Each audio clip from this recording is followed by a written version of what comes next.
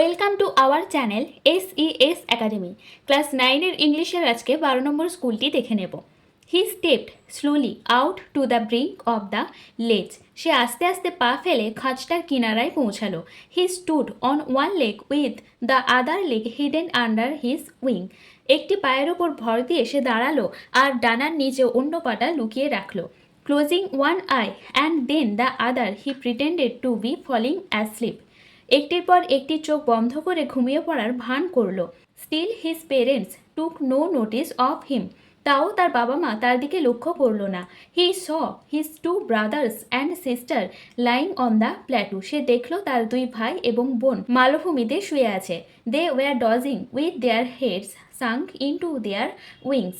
তাদের মাথাগুলো ডানার মধ্যে গুঁজে ঘুমাচ্ছিল। His father was preening his feathers on his white back. তার বাবা সাদা পিঠের ওপর পালকগুলিকে গোছাচ্ছিল। Only his mother was looking at him. কেবলমাত্র তার মাই তার দিকে তাকালো। She was standing on a little high hump on the plateau. তার মা মালভূমির ওপর উঁচু ঢিবির ওপর দাঁড়িয়েছিল। Eating a piece of fish. একটা মাছের টুকরো খাচ্ছিল। The sight of the food maddened him. খাবার দেখে তার মাথা খারাপ হয়ে গিয়েছিল। গি গা গা he cried begging her to bring him some food. গি গা গা সে চিৎকার করে তার মাকে কিছু খাবার আনতে অনুরোধ করলো। গ উল আহ সি স্ক্রিমড ব্যাক। তার মা জবাব দিল গ উল আহ। হি কেপ্ট কলিং সে ডাকতেই থাকলো। And after a minute or so এবং 1-2 মিনিট পরে হি আটার্ড এ জয়ফুল স্ক্রিম। সে আহ্লাদে চিৎকার করলো। His mother had picked up a piece of fish and was flying across to him with it. তার মা এক টুকরো মাছ নিয়ে তার দিকে উড়ে এলো। But when she was just opposite to him. কিন্তু যখন সে তার মুখোমুখি হলো, she halted her wings motionless. তার ডানাগুলি স্থির হয়ে গেল। The piece of fish in her beak was almost within reach of his beak. মায়ের ঠোঁটে থাকা টুকরোটি তার ঠোঁটের প্রায় নাগালের মধ্যে এলো। He waited a movement in surprise wondering why she did not come nearer. অবাক হয়ে সে অপেক্ষা করলো আর ভাবতে লাগলো কেন তার মা আরও কাছে এলো না। And then maddened by hunger he died at the fish. তারপর খিদেই পাগল হয়ে মাছটার দিকে ঝাঁপ দিল। With a loud scream he fall outward and downward into space. একটু জোরে চিৎকার করে বাইরের দিকে পড়তে লাগলো। Then terror seized him and his heart stood still. তারপর আতঙ্ক তাকে ঘিরে ধরলো আর তার হৃৎপিণ্ড থেমে গেল। But it only lasted A movement. কিন্তু সেটা কয়েক মুহূর্তের জন্য। The next movement he felt his wings spread outward. পর মুহূর্তে সে বুঝতে পারলো তার ডানাগুলো বাইরের দিকে প্রসারিত হচ্ছে। The wind rushed against his breast feathers. বাতাস জোরে প্রভাবিত হলো তার বুকের পালকের দিকে। Then under the stomach and against his wings. তারপর তার পেটের দিকে এবং তার ডানাগুলোর দিকে। He could feel the tips of his wings cutting through the air. সে বুঝতে পারলো তার ডানাগুলো বাতাস চিরে বেরোচ্ছে। He was not falling headlong now. এখন সে আর নিচের দিকে পড়ছে না। He was soaring gradually downward and outward. সে এখন ওপর ও নিচে উঠছে। হি ওয়াজ নো লঙ্গার অ্যাফ্রেড। সে আর ভয় পেল না। Then he flapped his wings once and he soared upwards. তারপর তার ডানাগুলো ঝাপটালো আর উপরের দিকে উঠল। He uttered a joyous scream and flapped them again. আনন্দে চিৎকার করলো এবং আবার সে ডানাগুলোকে ঝাপটালো। হি সোড হায়ার এবং সে আরও ওপরে উঠল। His mother flew past him her wings making a loud noise. তার মা তার পাশ দিয়ে জোর করে ডানা শব্দ করে উড়ে গেল। He answered her with another scream. সেও একটা চিৎকার করে মাকে সাড়া দিল। Then his father flew over him screaming. তারপর তার বাবা ওপরের দিকে উড়ে গেল। Then he saw his two brothers and sisters flying around him. তারপর সে দেখলো তার দুই ভাই ও বোন তার চারপাশে উঠল। এর দাগে choose the correct alternatives to complete the following sentence. He uttered a joyous scream because he was ultimately successful to fly. The mother of the young seagull did not come nearer to him with a piece of fish in her beak, কারণ to make him forget his fear. বিয়ের দাগে which scenes made the young seagull mad? কোন জিনিসটা মানে কোন ব্যাপারটা ছোট শিগালটিকে পাগল করে দিয়েছিল? এর উত্তর হবে the sight of his mother eating a piece of fish made the young seagull mad with hunger. এটা লিখতে পারো অথবা এটাও লিখতে পারো the sight of his mother eating a piece of fish maddened him. এই অংশের উত্তরটি the sight of the food maddened him. 2 নম্বর why was he not falling headlong now. এর উত্তরটি হবে he was not falling headlong because he could feel his wings spread outwards and cutting through the air. এই উত্তরটি হবে he could feel the tips of his wings cutting through the air. He was not falling headlong now, he was soaring gradually downwards and outwards. সিয়ের দেখে how did the mother help his son to overcome his fear to fly, মানে তার মা কিভাবে তার বাচ্চাকে ওড়ার জন্য ভয় পাওয়া থেকে বার করে নিয়ে এসেছিল। দেখো এর উত্তরটি হবে the mother picked up a piece of fish and flew towards him but stop just opposite to him so that he hunger he dived at the fish and thus learn to fly. দুয়ের দাগে কবিতাটি দেখো। Oh I am gone back to the days of youth, আমি আবার শৈশবের দিনগুলিতে ফিরে গিয়েছি। I am a child once more, আমি আবার শিশু হয়েছি। And neath my father sheltering roof, নিশ্চিত হয়েছি বাবার ছাউনির নিচে। অ্যান্ড নিয়ার দ্য ওল্ড হল ডোর, পুরনো হলঘরের দরজার কাছে। I watch this cloudy evening fall, মেঘলা সন্ধ্যের নেমে আসা দেখি। After a day of rain, বৃষ্টিপাতের দিনের শেষে। Blue mist sweet mist of summer pall, নীল কুয়াশা গ্রীষ্মের দিনের মিষ্টি কুয়াশা। দ্য হরিজন্স মাউন্টেন চেন, পর্বতমালার দিগন্ত ধরে। এর দাগে choose the correct answer from the given alternatives. The mist of turn sweet because, বিয়ের উত্তরটা সঠিক। It remains the poet of the happy memories of her childhood. 2 number the poet watches the cloudy evening fall after a day of rain. বিয়ের দাগে answer the following question. Why did the poet describe her father's roof as sheltering. দেখো উত্তরটি হবে the poet described her friends roof as sheltering because it gave her protection and a sense of security in her childhood. 2 number what does cloudy evening signify here. Cloudy evening signifies a peaceful and nostalgic moment that reminds the poet of her childhood. 3 দাগের আনসিনটি দেখো। Ship is man's oldest and most important means of transportation, জাহাজ মানুষের প্রাচীনতম এবং সবচেয়ে গুরুত্বপূর্ণ পরিবহনের মাধ্যম। Today thousands of ships cross oceans, আজ হাজার হাজার জাহাজ সমুদ্র পাড়ি দেয়। Sail along sea coast and ply inland waterways, উপকূল বরাবর চলে এবং অভ্যন্তরীণ জলপথে চলাচল করে। Trade among countries depends heavily on ships, দেশগুলোর মধ্যে বাণিজ্য অনেকাংশে জাহাজের উপর নির্ভরশীল।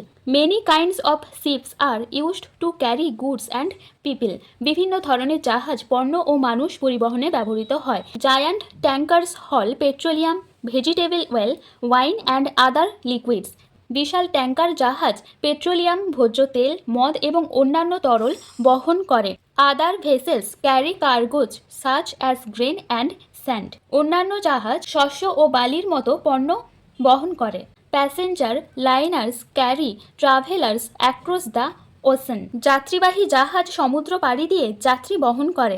Man's first ship was probably A log that he used to cross A river, মানুষের প্রথম জাহাজ সম্ভবত একটি গাছের গুঁড়ি ছিল যা দিয়ে সে নদী পার হতো।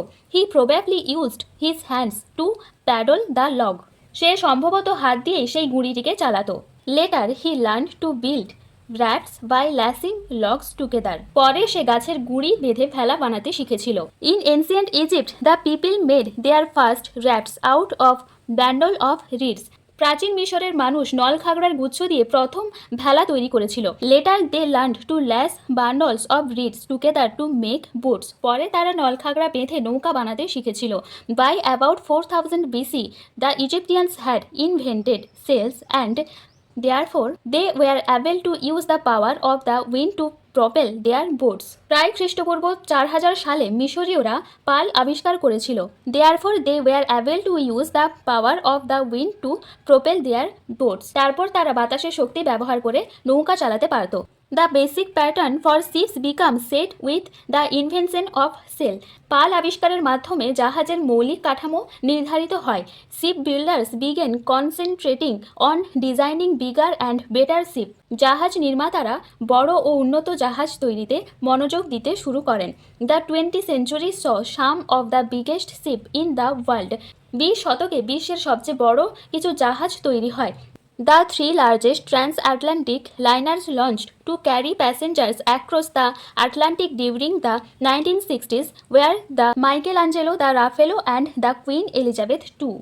1960 এর দশকে আটলান্টিক মহাসাগরে পাড়ি দেবার জন্য চালু হওয়া 3টি বৃহত্তম জাহাজ হলো মাইকেল অ্যাঞ্জেলো, রাফেলো এবং দ্বিতীয় Elizabeth. The ships of the future are expected to be even more efficient and will cost less to operate. ভবিষ্যতের জাহাজগুলো আরও বেশি কার্যকর হবে এবং পরিচালনা করতে কম খরচ হবে।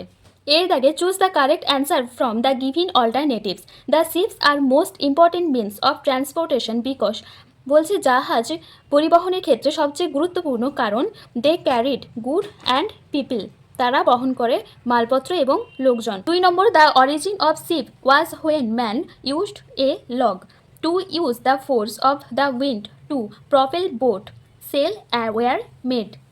Traveling by ship in future is likely to be more economic and efficient. বিয়ের দাগে answer the following questions in brief. What was the use of the 3 transatlantic liners? এর উত্তর হবে the 3 transatlantic liners were used to carry passengers across the Atlantic Ocean. 2 number, what was the significance of the invention of the sail? এর উত্তর হবে the invention of the sail helped people to use the power of the wind to propel their boats. 3 নম্বর, what do the giant tankers do? এর উত্তর the giant tankers carry petroleum, vegetable oil, wine and other liquids. 4 নম্বর, what are the galleys? এর উত্তর হবে galleys are ships that were mainly driven by oars and sometime sails. C এর দাগে answer the following question. Briefly write how the simple invention helped in making a modern ship. এর উত্তর হবে simple invention like logs and rafts and sail gradually helped in the development of modern ship. গাছের গুঁড়ি, ভেলা এবং পালের মতো সহজ আবিষ্কার ধীরে ধীরে আধুনিক জাহাজ তৈরিতে সাহায্য করেছে। At first people used logs to cross river. প্রথমে মানুষ গুঁড়ি ব্যবহার করত নদী পার হতে। Later they made rafts by tying log together. তারপরে তারা গুঁড়ি বেঁধে ভেলা বানায়। The invention of sail allowed them to use wind power. পালের আবিষ্কারে তারা বাতাসের শক্তি ব্যবহার করতে পারে। This small improvements led to the design of bigger, better and more efficient modern ships. এই ছোট উন্নতিগুলো বড়, উন্নত ও কার্যকর আধুনিক জাহাজ তৈরিতে সাহায্য করেছে। 4 দাগে do as directed. The patient dash die before the doctor dash come. Fill in the blanks with the correct verb forms. এর উত্তর হবে the patient had died before the doctor came. 2 নম্বর, they set up a civilization in this raining world turn into a complex sentence. এর উত্তর হবে they set up a civilization in this world where it was raining. They had been only 2 years old when the sun last came out turn into a simple sentence. এর উত্তর হবে being only 2 years old, they could not recall the sun coming out last. Shut the door Robin turn into an assertive sentence. এর উত্তর হবে Robin should shut the door. My friends said to me let us do something for the betterment of our society turn into an indirect speech. এর উত্তর হবে my friends suggested to me that we should do something for the betterment of our society. 6 দাগে হি made A প্রিটেন্সিয়াস poster of falling asleep. Replace the underline word with its noun from and rewrite the sentence. এর উত্তর হবে he made a pretension of falling asleep. 5 দাগে এখানে যে ড্যাশপূরণ দেওয়া রয়েছে এর উত্তরগুলো 3 নম্বর প্যাসেজ থেকে নিয়ে এসে একই সমার্থক শব্দ বসাতে হবে। A flammable liquid found in geological formation. ভূগর্ভে কোন দাহ্য পদার্থ পাওয়া যায়? এর উত্তর হবে পেট্রোলিয়াম। ফাউন্ড আউট মানে খুঁজে বের করা। এর উত্তর হবে ইনভেন্টেড মানে আবিষ্কার করা।